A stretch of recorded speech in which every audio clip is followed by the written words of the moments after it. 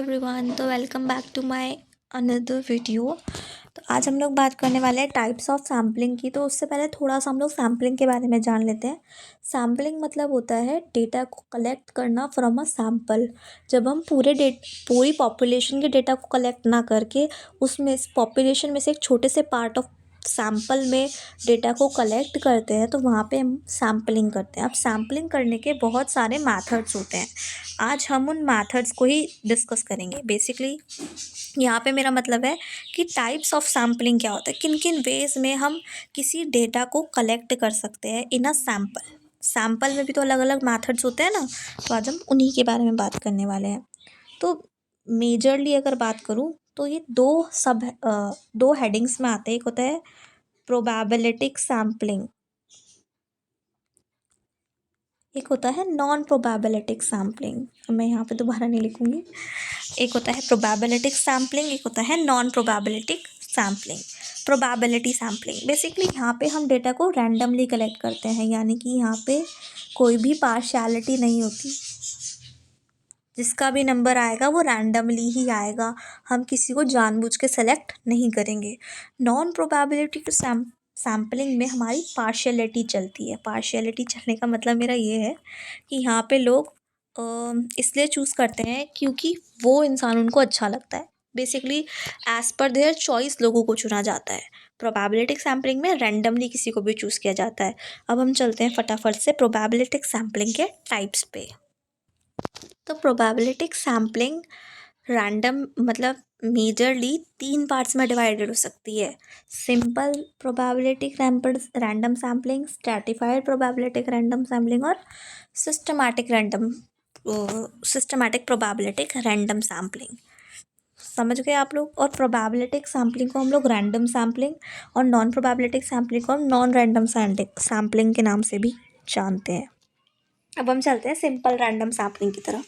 Simple random sampling बहुत simple होता है, जैसे इसका नाम ही हमें बताता है। सिंपल रैंडम सैम्पलिंग में हम लोग क्या करते हैं, we will just take a ball and add the name of the persons, all the person, जितने भी लोग हैं हमारे पास, जितना भी हमने साइज़ लेना है हम लोग कलेक्ट कर लेंगे, उनका नाम लिख के रख लेंगे एक बाउल में, और जिसका भी नाम आएगा रैंडमली उसको उठाएंगे और उसको सेलेक्ट कर लेंगे।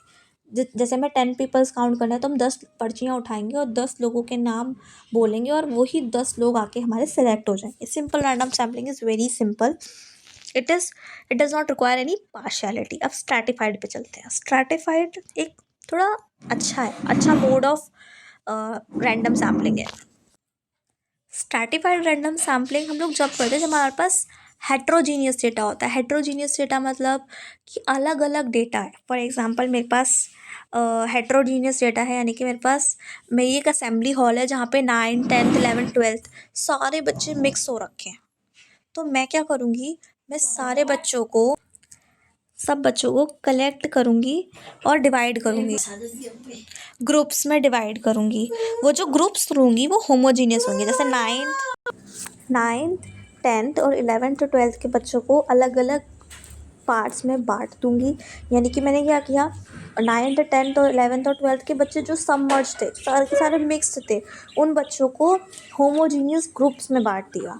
होमोजीनियस ग्रुप्स, जिन होमोजीनियस ग्रुप्स में मैंने उनको डिवाइड करा है उसे ही बोलते हैं हम लोग स्ट्रेटा बोलते हैं। कुछ लोग बोलते हैं स्ट्रैटम। ईच स्ट्रैटम में क्या होता है, सैम्पल ड्रॉन होता है। ईच स्ट्रैटम में सैम्पल होता है जो हमने सेलेक्ट किया होता है रैंडमली।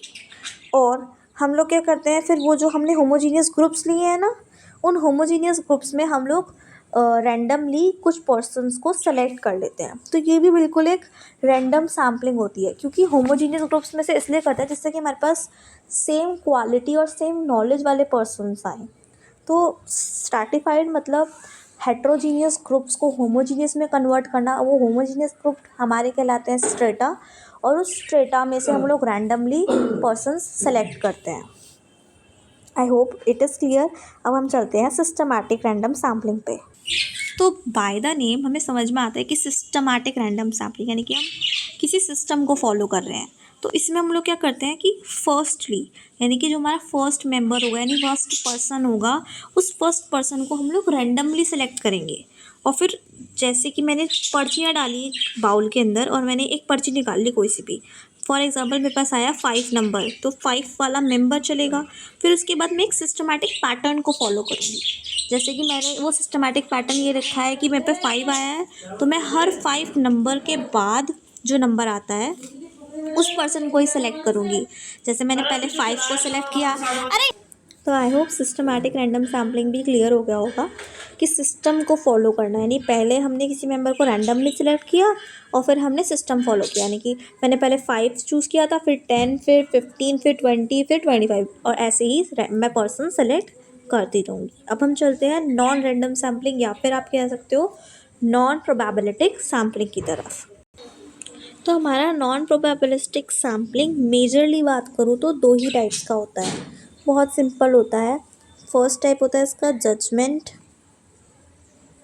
हम इसे जजमेंट बोलते हैं, या फिर इसी को हम लोग पर्पसिव नॉन रैंडम सैम्पलिंग बोलते हैं। और दूसरा होता है हमारा कोटा रैंडम सैम्पलिंग।